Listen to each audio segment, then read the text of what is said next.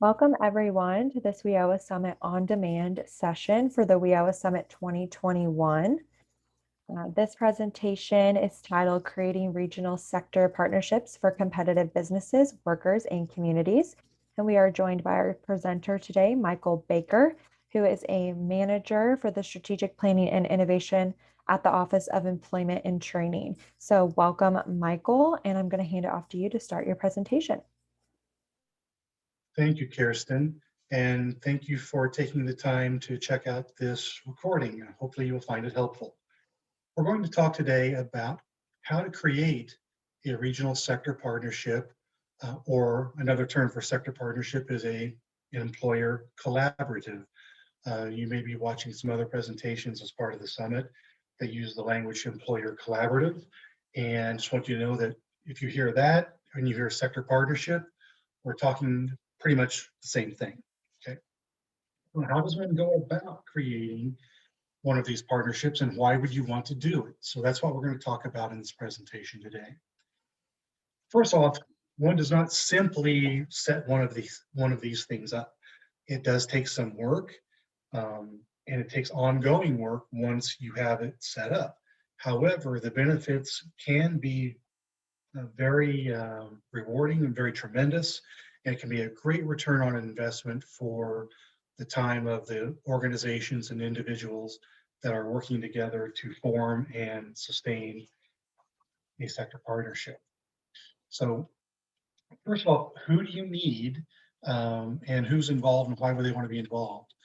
So the main stakeholders in a sector partnership are traditional players in economic development, and community development in any given community or region.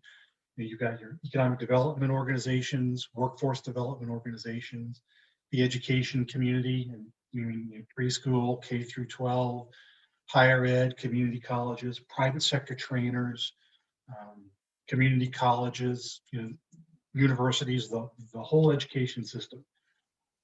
Working together with businesses to help businesses meet their needs for skilled workers. Okay?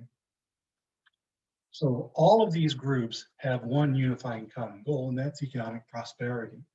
On one hand, businesses need a skilled workforce to have a good competitive position in the global economy, and workers and job seekers need to have the correct skills that are in demand with companies so that they can get a good paying job that helps sustain a family. So in communities and in regions where this works, we improve individuals' access to good paying jobs, and we improve companies' access to those skilled workers. And when that happens, you have economic prosperity.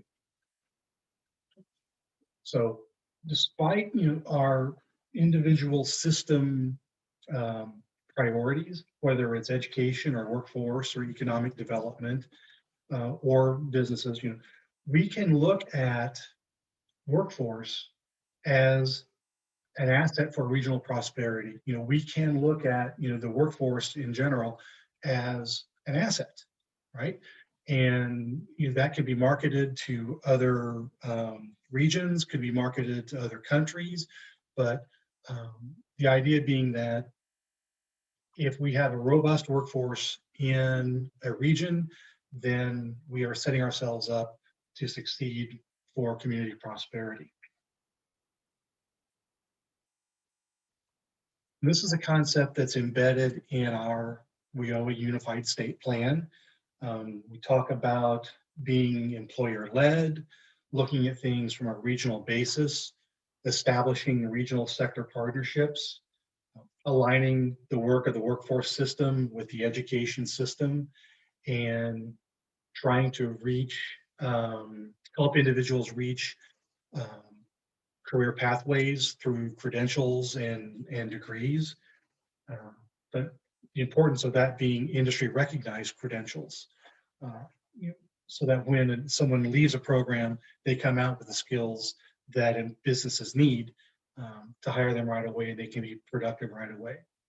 And also as part of that, as part of our state plan, priorities include improving access to data so that businesses and workforce and economic development agencies can make better informed decisions with the latest information, latest data that's available. So this is kind of the overview from the WIOA planning aspect and what we've said our priorities are for a workforce system in the state of Illinois. So creating sector partnerships is definitely a high priority. In fact, it's the second strategy highlighted in the state plan. So let's talk a little bit more about those and talk about sector strategies in general, and then we'll go into a deeper dive on this. So you may have heard the term sector strategies. Creating a sector partnership is the main component of sector strategies, but overall, a sector strategy just means that all of these different stakeholders are looking at the needs of a particular sector of the economy. It could be manufacturing, healthcare, transportation, energy, whatever it might be. But the point is that you're focused on the needs of a group of businesses that all are similar. Okay. So to have a world-class sector strategy approach, you have to start out at that regional basis. You definitely want to be led by industry because what they need really matters the most. And we could train millions of people, but if we're not training people in the right thing, then it's not going to matter at the end because they're not going to get hired and they're not going to be able to put the services that we gave them to good use. So we've got to make sure that whatever it is we're training them in and educating them in is aligned with what businesses need. Okay?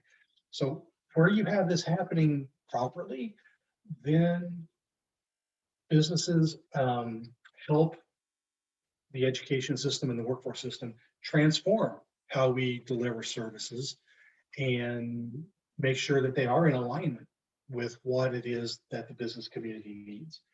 And then it's a very important aspect of a world-class sector strategy is to embark on continuous improvement. You want to measure what happened, figure out what worked well, maybe what didn't, and make adjustments as you go along and go along with trying to make things better with each iteration of your projects. Okay.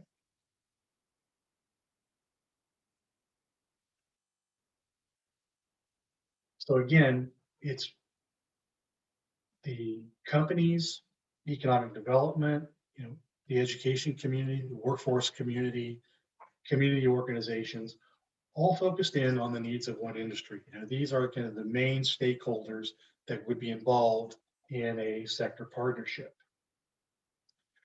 But the most important one is the companies. Because again, if we're not tailoring all of these efforts around what it is the businesses need, then it's really all for nothing. So I do want to point out, those of you who either already have or were planning to listen to the presentation on talent pipeline management from the U.S. Chamber of Commerce, I definitely want to make a linkage between sector strategies and a sector partnership with that effort. The talent pipeline management strategies is a type of sector strategy. It's a very precise one. Overall, that effort elevates the level of employers to be the leaders of the effort. I don't want to do too deep of a dive into that presentation, but I do want to call the linkage to it. They lay out 6 strategies for the talent pipeline management approach. And you'll notice that strategy 1 is to organize an employer collaborative or create a regional sector partnership. Okay. So we're going to go into how you might go about doing this strategy 1 in the remainder of this presentation. So what do sector partnerships do? Well, they act as a coordinating body. They create customized responses to industry needs, and they're focused on the opportunities facing the industry and they help refine industry-driven career pathways. I'm sure in other presentations you've heard about career pathways. Well, this is a way, a sector partnership is a way to help make sure that the efforts toward a career pathway actually lead to employment. So sector partnerships are similar, but they're not the same. They're very different from traditional organizations that tend to operate in this sphere. Um, they're not the same as state and local workforce boards, regional economic development boards, chambers, industry associations, community college advisory boards, or other career pathway employer groups. These are all actors in the stage, but a sector partnership is different and apart from all of these, and we're going to go into the whys of that. But one of the strong challenges for all of these types of groups to accomplish something, because they're all doing good work, they're all well-meaning, they're all working with businesses at some level or another. The difficulty comes, though, that it's usually not coordinated. Okay, and this lack of coordination, if you look at this graphic, these symbols represent each of these types of groups that are operating in a region. You have your companies that are out there. These groups will be talking to some of the companies, but not probably all of them. The companies, some of them are talking together amongst themselves, but again, not all of them. Some of these stakeholder groups might be in communication with each other, but chances are good not all of them are doing that. So this disjointed lack of coordination leads to the less than fully efficient use of resources, time, effort, money, staffing, and it leads to kind of stops and starts and just a general lack of a coordinated effort across an industry in a particular region. Okay. So some industries or some companies within the industry could be left behind. Some well-meaning organizations that could add value to the process may be left out of the process because just of lack of coordination and lack of communication. This is also very frustrating from a company's point of view, because they tend to have all of these organizations approaching them independently, saying, hey, we've got the latest and greatest thing. We think it might be helpful to you, follow us. And what will end up happening is each of these types of organizations will go to a company, in different days, over a period of time, and offer something that sounds pretty much the same to the company. And it's like, well, gee, if you guys would get together and work on this together, it would be much more efficient, and we could figure out how to do something in a more strategic way, a more coordinated way, and a more effective way. So if you have a sector partnership, it can act as an information funnel between all of these government programs and government organizations and public-private organizations and businesses. Okay. And it can turn so that you have one voice, the sector partnership speaking in one voice for many companies, which creates a much greater chance of leverage, greater leverage for change in a particular region. Okay. Because what happens is, imagine you are the 800-pound gorilla company in your region. If you go to training providers, chances are good you can enact change with them, partnering with them on your own, because you have scale.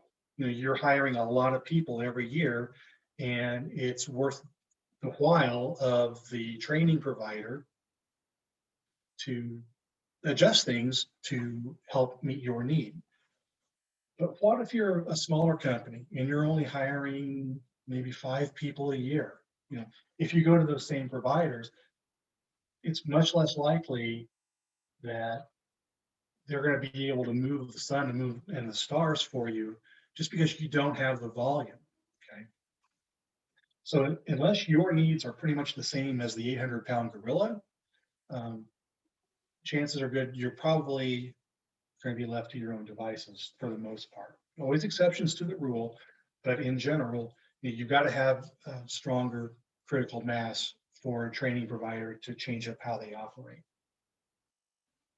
But what if all of these similar companies in a region, say each of these levers is one company of varying sizes? What if they all got together and said, what is it we all have in common, that common concerns or issues or opportunities that we would like to exploit, or common issues we would like to address? Well, if they can work together and create that employer collaborative or that sector partnership, then they all act and all can speak with a much greater size, much larger size lever for change. So that when they go to a community college, or they go to a training provider or a group of providers, or the workforce system in general, they can say, look, we've got over a dozen companies here. We all want the same thing. What can we work on together to help affect that change? Okay. So that is the basic principle right here. It's allowing businesses to work together to become greater agents of change in their region. So today's sector partnerships, kind of going back to the overview for a moment, are industry driven, and they are regional, but they are not necessarily bound by political boundaries. It's basically the companies that are willing to come together and work on this together ought to be allowed to participate. So, again, we're regional. In the state of Illinois, we have 10 established economic development regions. But if you've got, 10 companies that are willing to work together, and 8 of them are in one economic development region and 2 of them are just across the line, it's okay to allow them in. There's no problem with that at all. Important piece of this is the partnerships are convened by a credible, neutral third party that acts kind of as Switzerland, if you will, that helps the businesses work through the issues and the conversation on what it is they're going to do to work together on, and kind of get over that concern about, well, why would I want to work with a competitor? We're all competing for the same workforce. Why would I want to partner with my competition?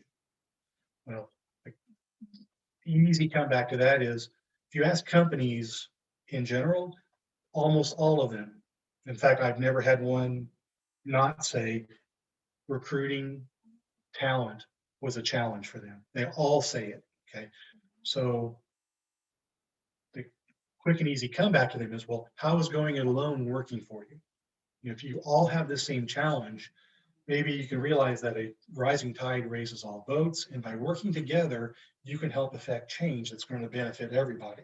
So rather than you all fighting over pieces of the pie, working together, you can grow the pie. Once the sector partnership is up and running, it can act as a coordinating body across workforce development, different levels of education and economic development, and other government programs as well. Remember the funnel model. It can be a coordinator between all of those different programs and a group of businesses. And then the plus side is also that by working with the education community and the workforce system and these training providers, very customized and accurate responses to whatever the businesses need can be developed, because you're looking at exactly what the companies say they need, and you're developing a response to that need. So it's, moving away from the old train and pray model and to a model where theoretically, if people come out of a program that is highly targeted to a company's needs or a group of companies' needs, should not be a problem to get close to 100% placement of individuals that are completing those programs. But partnerships are more than about workforce training and education. Now, if you talk to groups of companies, workforce issues always rise to the top or very near the top. But sector partnerships can also be used to look at regulatory issues or licensing or other issues that these companies might have in common or opportunities they might have in common that they wish to exploit. So you definitely do not need to limit the conversation just to workforce or education training. At the end of the day, it treats the companies as driving partners of the effort, not just a customer in the process. Okay. Again, we go back to this, this first point on the slide and the last point on the slide are pretty much the same thing. It's the employers driving the car. It's being responsive to their needs. So this is what a graphic of a generic sector partnership might look like. Let me get my laser pointer fired up here. So the green circle represents, the meeting table, if you will, and you have a convener, the neutral convener that helps guide the conversation and acts as an MC to keep the conversation going. You have a couple of co-chairs that are leaders in the sector in the region, and then you have other employer champions, other CEOs sitting at the table. Okay. And the first phase of a sector partnership is getting these businesses together to decide what it is that they have in common, both in challenges and opportunities, and what it is that they want to take action on together. Then once they've decided that, then all of the other stakeholders get invited into the room, and they're there in listen mode to help understand what the industry's needs are. And then once that happens, then the conversation begins about, okay, what is it that we do now, and what is it we need to maybe adapt to be more responsive to what the industries and the companies are saying that we need. And later on in this presentation, we'll give you some examples of how this has worked in the real world. But for now, just in general, these are the kinds of things that can come out of a sector partnership. You have all of these different types of education and training possibilities, defining what their human capital issues are, identifying short-term training or licensure credentials, incumbent worker training, work readiness, apprenticeships, other on-the-job training, work-based training opportunities. It might be developing improved HR practices. Might be creating internship programs, things like that. And then also can certainly impact economic development solutions, business to business networking, mapping your supply chain, all these examples certainly could come from and have come from various sector partnerships across the country. So next, let's talk about the guiding principles of a sector strategy. So again, you've got a cluster of companies in the same industry, in the same region.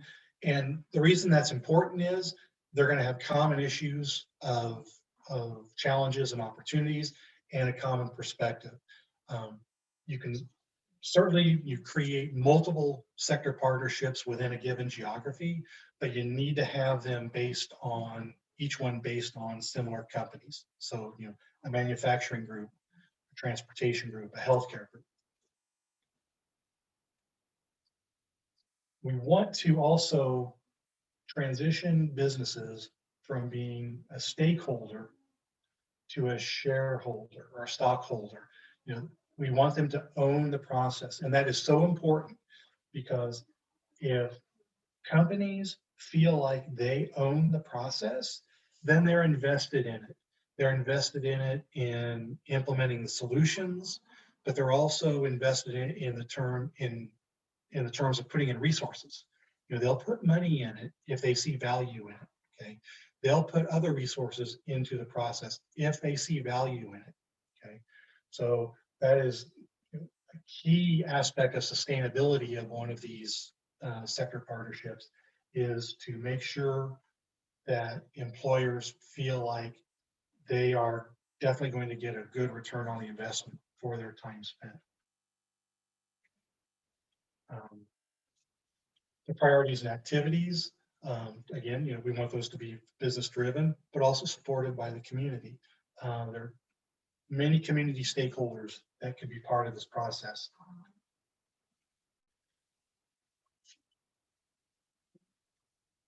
When you form a sector partnership, the civic entrepreneurs are a vital portion or a vital part of this, because it's not about organizations deciding to cooperate.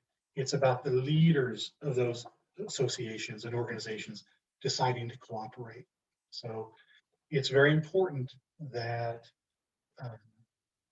people look at this from an individual level and look at establishing relationships. So in areas where these relationships are already established, you're on the fast track to creating a sector partnership. If there's work to be done to create these relationships, or maybe repair relationships that have been damaged over time, that needs to happen for your sector partnership to succeed in the long term. Okay. And the nice thing about it is, while there's a recipe to follow, a framework to follow, if you will, there is room for flexibility. This is part science and part art, and knowing when to do what piece and when not to, and when to keep gathering forces and trying to get people to be part of this, and when it's okay to say, if you're not interested right now, that's fine. Okay, so it's part of the process, is that it allows you to be flexible and be dynamic over time, and these partnerships certainly can evolve over time. So if you think in big general terms, the old school way of going about our systems providing services, worked with individual companies at a time. We saw businesses as a customer. Very often these conversations are either driven by institutional priorities or program priorities. Very often, for the last several years, we've been very aggressive in the workforce system to highlight the benefits of work-based learning, on-the-job training, apprenticeships, work experience, incumbent worker training, those sorts of things. And we like them because we feel like they make a difference. But we want to be mindful of not trying to sell our services to a partnership. The point is that we want to make sure that what we're doing meets their needs. So we'll come back to this point in a minute. But I want to highlight, because this is very important, that we not get stuck in trying to oversell what we're doing when dealing with a partnership. Old school way of doing business was either a statewide one-size-fits-all approach, or a community-based approach that may have worked well in one community but was not easily transferred somewhere else. The old wishful thinking, workforce only perspective, driven by problems or target populations. That's very important in many of our government programs, where we have target populations, and certainly in 2021, where the conversation has turned to, equity and diversity and inclusion, far more than it has been in the past.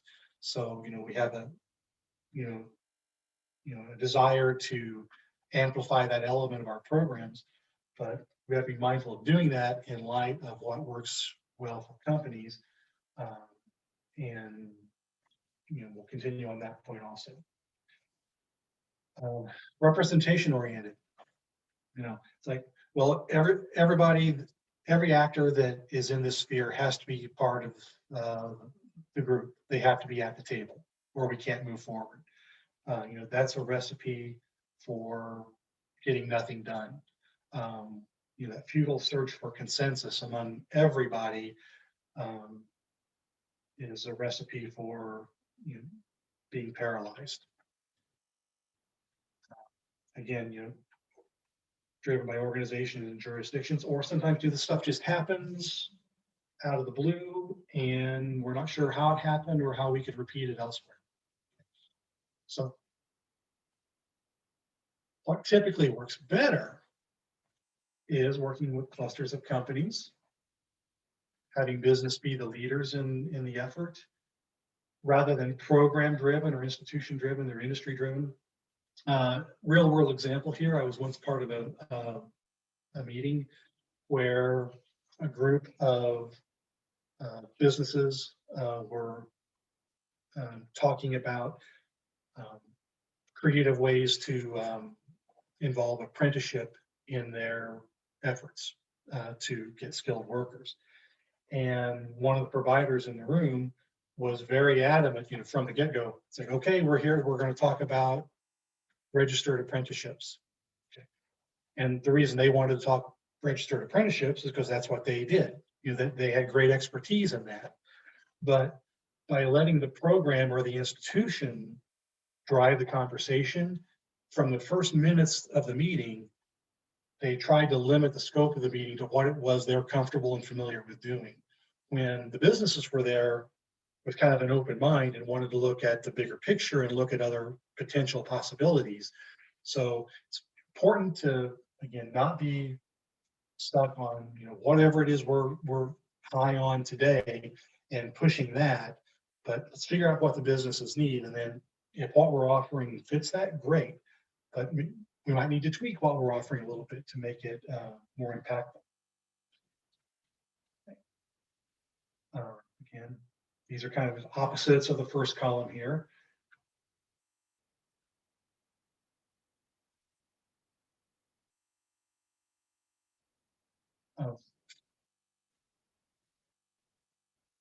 Just let these play out here, then we'll go back and highlight a couple. So the key points of this compare and contrast I want to highlight are: it's important to work with clusters of companies, with them as a leader, their needs driving the conversation, and focused on coalitions of the willing. It's okay if not everybody's at the table. Everybody can be invited, but if a particular organization isn't ready or isn't interested, that's okay. You can proceed without them. Chances are good that if a group takes off, gains traction, and starts getting things done, those organizations that were initially reluctant or initially not interested will become interested because they can see that good things are happening and progress is being made through the use of a sector partnership. And again, it's very much based on people and relationships. And that's what drives the long-term heavy lifting of one of these kinds of partnerships, is that people come and go, right? So as people transition up or out of organizations, you always have to keep investing time and effort in educating other people, multiple people within an organization on the value of the partnership, so that when a key champion or a key leader in the group moves on, you've got someone ready to step up that's already familiar with the work and already sees value in the work and can continue on being a champion for their organization and being a champion for the partnership in general.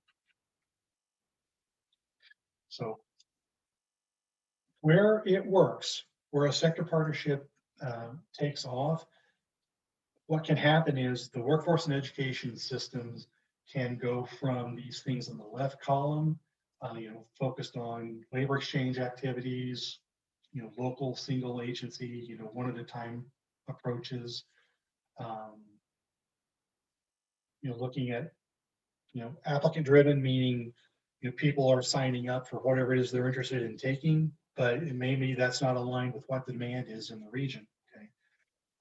Credential attainment, may be happening, but the credential may not meet industry needs. Okay. So et cetera. So, and then the final point here, job placement is the goal and the service endpoint. We got you a job, great, we're going to move on. You're kind of a fire and forget approach. But where a partnership works, we can kind of shift activities to the right-hand side, and it can become more regionalized and coordinated, more industry-driven, demand-driven, and credentials are aligned to business needs, and the services that people in our programs get are aligned toward a career pathway and aligned toward getting all the services they need that lead them into a job that's going to lead them to greater success down the road. Okay, so we've talked a lot about theory, but as the old adage says, in theory and practice are the same, but in practice they are not. So now we're going to talk about some practical approaches and practical steps to take to launch an employee sector partnership. So when you're moving toward launch, one of the first things you need is to establish your champions and your neutral convener. So the importance of a neutral convener is, they're the Switzerland in the room. They are the trusted organization that all of the businesses are willing to talk in front of, and willing to be honest about what their concerns are, what their needs are, and what their opportunities are. Okay. And if you have a good neutral convener, then you can get your group off on the right foot and establish trust immediately, and avoid the turf wars that can often rear their head. And you can ensure that early in the process, nobody is selling services. Okay. And early in the process, it's all about figuring out what it is the industry needs, the businesses in that industry need or are challenged by. So what's important about your business champions? Well, they are the face of your partnership when you're trying to get it off the ground. They are the individuals that are going to lure or entice other company leaders to become part of the process. Okay.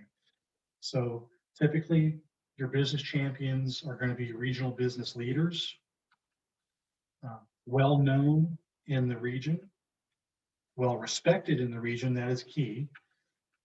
And they're going to have engaging personalities, and they're going to be community focused.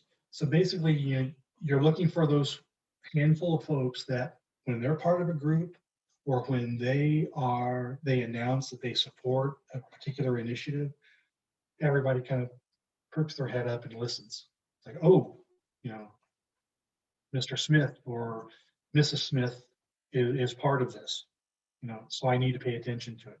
Those are the kind of folks you're looking for. The more of them you can have, the better, but you need one or two at the very minimum to help get the process started. So we do have a sector strategies framework for the state of Illinois. It's available on illinoisworknet.com. There's a link we'll have for it later on. And in it, we highlight a handful of steps to follow that are kind of very general and generic. Okay. And basically a 5-step process,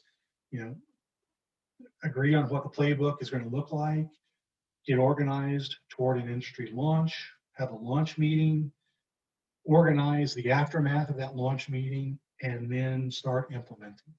Okay. So how you go about this can vary. Again, you have room to season this recipe as needed for your particular region and your particular group of businesses. But in general, these are the steps to follow. So in step one, in getting consensus on the playbook, that is what the neutral convener and your champions get together and do. It's like, okay, you decide on, okay, who would you like to invite to be part of this, and kind of what are some of the big picture challenges that you want to talk about with them to kind of ensure that they are interested and would like to participate. So you're basically you're getting together and kind of throwing out there, okay, here is what we think the issues are that are going to resonate with all the other companies like ours in this region. So when you organize toward that launch, you start talking to those companies, and you try to get as many as you can. Typically, you need at least 3 to start with. Some sector partnerships have started with several dozen companies, but the more the better. But you can start with as few as 3. You've got to repeat step 1 and 2 until you reach a critical mass. Okay, you've got to keep working on this getting consensus and organizing toward the launch until you get that group of companies that say, yes, we're willing to come together and willing to talk and willing to have a deeper conversation that is geared toward determining what it is we have in common, what is that we might do together. Okay, so once you have that group ready to go, then you can launch your sector partnership. Okay. So at that first meeting, and we'll talk about this in a moment, the first meeting, you want the convener and businesses only. If you get all of the providers, you get all the educators, all the program people together in the room, it's much more difficult for companies to be open about what their issues and concerns are. Okay, so the initial effort is the convener and businesses only. Once they kind of settle on what their issues of concern are and their opportunities are, then you can invite in all of the other organizations, all the other stakeholders, and start the conversation about what their needs are versus what services are currently available in the region, and then you all work together toward implementing improvements.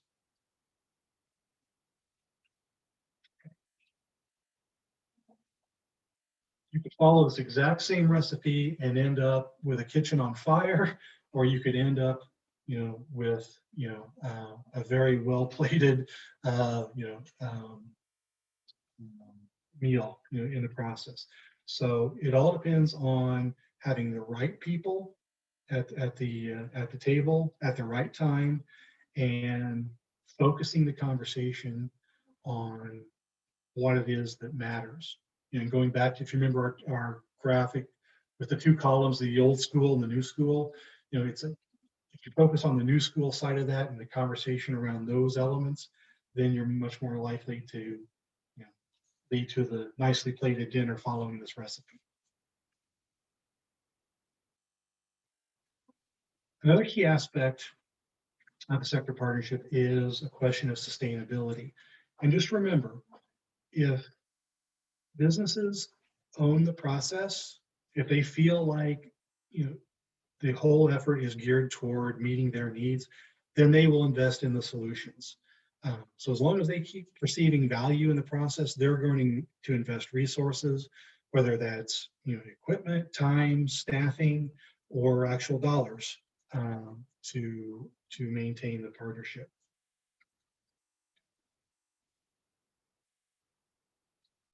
So if we're working toward launch, once you have those businesses that are interested in talking, the neutral convener can help them work through a quick 90-minute meeting to go over 3 vital topics.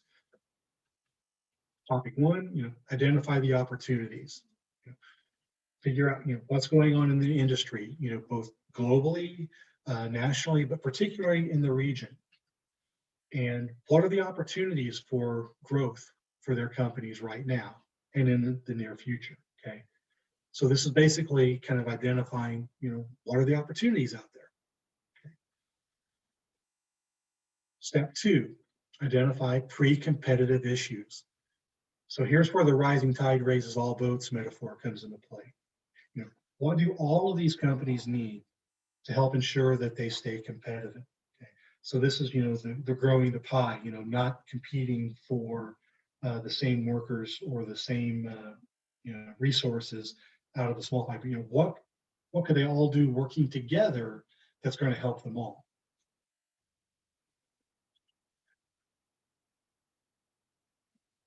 And then the final step is establish a game plan. Okay, once they've identified in step two what they can all work on, what they all need to ensure that they stay competitive, then the next phase, the final step is what of those things are they going to hang together on and organize themselves to accomplish real outcomes? And what are they going to do together to help realize those outcomes? So here's where the rubber starts to meet the road, where they determine, okay, here are the items that we can work on together. They're going to make a difference for all of us. And this is going to be the glue that gets the partnership off the ground. So that's your launch meeting. And then if you'll recall, step four after that was organize the aftermath. So in the aftermath of that launch meeting, the effort is to get the data right. We talked about being data informed, data driven, business driven. Just remember that, without data, you're just another person with an opinion, right? So you want to make sure that when you're deciding, what needs to get done, that you can look at hard data and then decide, okay, this is where the data is leading us. We have this many openings, or we have this amount of time, average time to fill a particular vacancy. We're investing X number of dollars in filling the average position at our company. You kind of got to get a handle on what, where the issues are and where the opportunities are based on what's actually happening. Okay. So what data elements might they want to look at in the sector partnership? Well, certainly, whoops, let's jump up and let that play. These are the kinds of data elements that can help start the conversation. Occupational demand, current employment, what are the industry trends? What wages is everyone paying? If there's high turnover in a particular region, is that turnover affecting some of the companies or all of the companies? And if it's affecting them all, maybe it's something external, but it's only affecting some of them. Well, is wage differential or benefits differential a potential reason for that? But two of the most important ones, though, are understanding if they have a skills gap. Okay, if they have a shortage of workers with the skills they need, what occupations are those gaps? Do those gaps exist in, and what specific skills are they talking about? The other key element is local knowledge. These other things you can get from looking at state or national labor market information, but it's so important to have local information from your companies to help understand what's really happening in the region.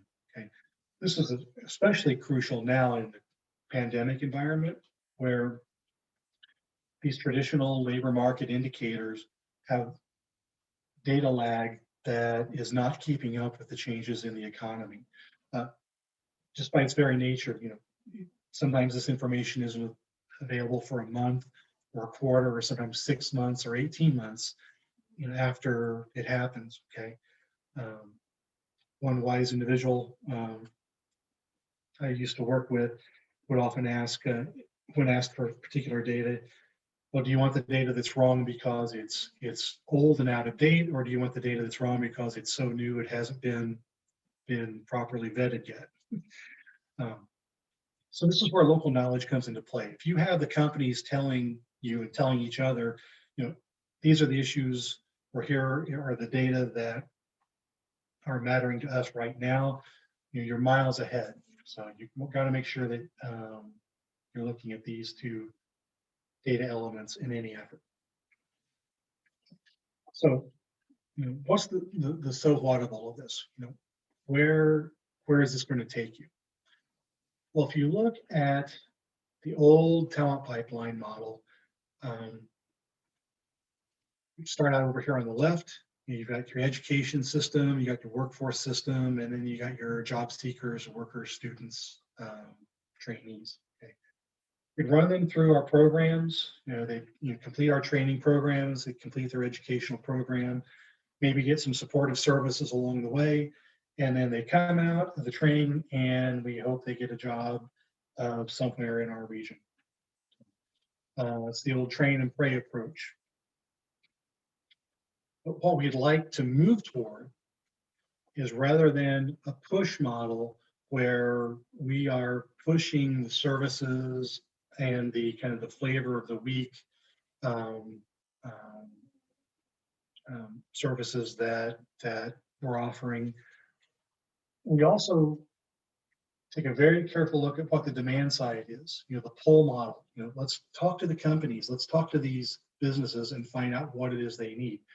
And it's so much more efficient to talk with groups of businesses than businesses one at a time. Okay? So that's the value of the sector partnership, is that if you want to get away from this push supply side model and lean toward the pull or demand side model, you've got to have up-to-date, constant business feedback and input. And that is just so much easier to happen if you have a sector partnership in place. So in moving businesses from stakeholders to stockholders in our system, in this graphic, let's imagine we have 4 different sectors of the economy that are active in a region. Okay. Well, if these sectors, these groups of businesses, create a sector partnership that has all of our other stakeholders at the table talking about and understanding what their needs are, then we can create individualized pipelines for each sector that are tailored toward their needs. Okay. For instance, all these strategies will be aligned to the sector. For instance, in healthcare, many occupations in healthcare don't lend themselves to an internship or an apprenticeship because you have to be certified and getting clinical hours before you can go to work for our company. So however, on the job training, apprenticeship, very viable for some occupations in these other sectors. And there are some occupations within healthcare that apprenticeship could be a very viable option for. But the point is that there's not a one-size-fits-all approach for occupations across these sectors. So again, where you have a partnership in place, you can understand what the needs and issues for that sector are and develop customized approaches. And then when people come out of the training, they are getting diplomas, they are getting credentials or certified in skills that the companies say that they have needed. And in a best case scenario, the companies help design the curriculum and had input on what the curriculum is going to be, so that they know when someone comes out of this pipeline, we know they have the skills that we said that we need. And when that happens, when people come out of the pipeline and companies are confident that those individuals have the right skills, then that immediately leads to jobs back into those sectors.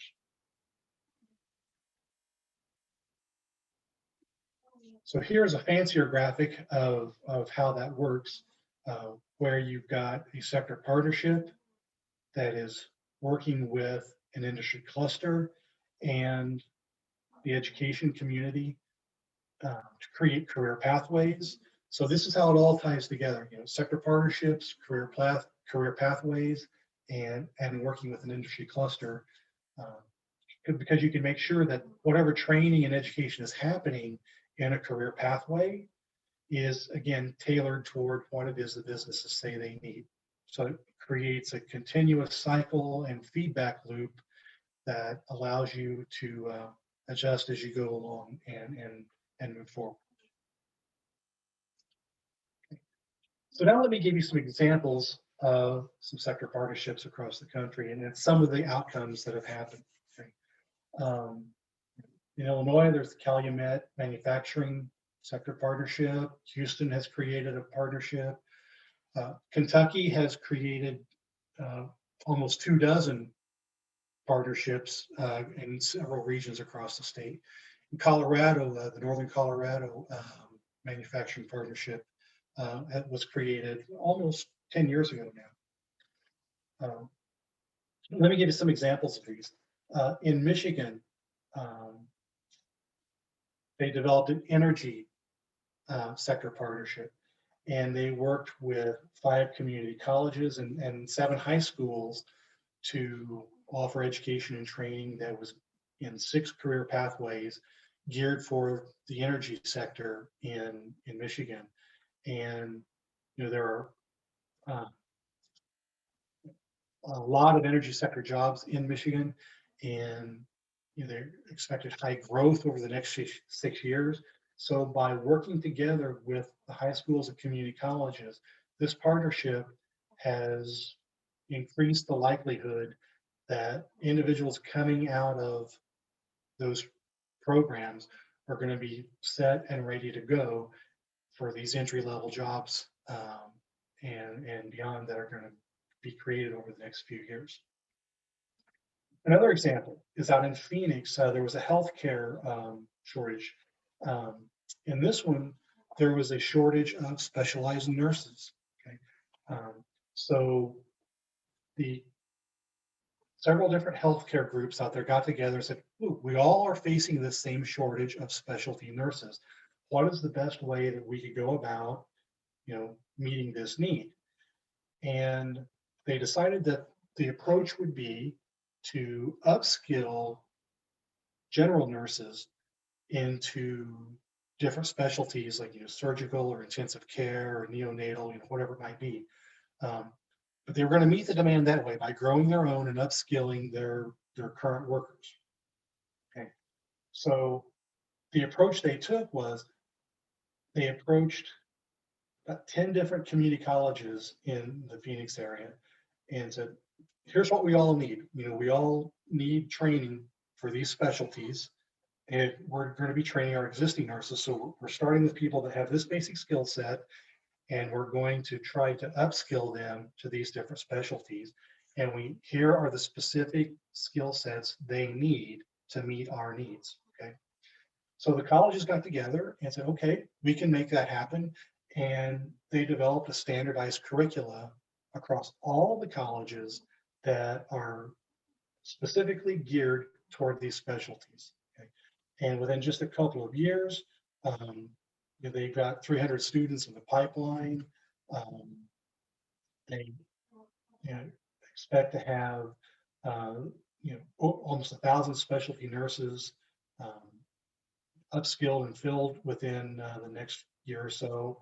And the state government got involved, and they contributed a significant amount of funding to help make this happen, because the companies and the colleges and the training providers demonstrated they're working on this together. So this was kind of a slam dunk investment from the public sector in help making this happen. Another example, out in Colorado, the first thing this group settled on doing was working together to standardize skills that they needed for various production jobs, machining, mechatronics, things like that. And not that they developed standardized job descriptions, but they developed standard skills that they all needed. Okay? And then that allowed them to effectively communicate what their needs were to the training providers and the colleges in their region, so that when people enter those programs, they're coming out with the skills that were on the list identified by this group of employers. And if I recall correctly, this was about 50 employers that got together in this region. And the first thing they started working on, was that aspect. And that was successful, and it's taken off and led to other things. And this group is continuing today. So those are some examples of real world sector partnerships and kind of what they're doing out there. So if you want to get started in this, how can a community get going? Okay. So the first advice would be check to see, is there an existing sector partnership that's already active in your region? And you can do that by checking with Kim Kuchenbrod. Her email is here. She is very active and aware of sector partnerships across the state. You could also check with your local chambers and economic development organizations and ask them. And hopefully some already. But the point is that if there's already an active group out there, you don't want to go in and try to create something in competition to that or on top of that. You're hoping to fill a void. Okay. So once you have, you check for your partnerships, then step 2, and it's, 2A or 2B, these could be reversed, but identify those business champions and identify your neutral convener. And once you have that done, then you can move on to identify your additional business members. And once you have enough of those that are willing to have the conversation, then you can have that 90-minute launch meeting and figure out what it is that all the businesses have in common, have the same opportunities and concerns, and what it is they all want to do about it, and how they can hang together moving forward. Okay. So those are kind of the basics on how you get started. If you want to learn more about it, you can go to the sector strategies page at illinoisworknet.com. And if you can download this presentation, this is a link directly to that page, and you can see the state framework and read about it and learn more and kind of see other examples of how this might work. And if you have any questions, you can feel free to reach out to me directly. I'd be happy to work with you and answer any questions you might have, or give you any guidance or advice that I can to help you take it to the next level and make some progress on these sorts of things. So with that is my presentation. I hope you found it helpful. Again, if you weren't planning on it, I encourage you to watch Jamie Francis's presentation on talent pipeline management, where she will go into some similar information within the framework of the talent pipeline management initiative. But I hope you'll see lots of overlap between what she is presenting about and what I've shown you here today. So with that, thank you very much, and I wish you the best of luck. And again, if you have any questions, feel free to reach out and let me know. Take care. Thank you so much, Michael. And thank you to everyone who watched this on-demand video. We hope you are enjoying the 2021 WIOA Summit and that you'll join us for our other live sessions and on-demand sessions. Thank you.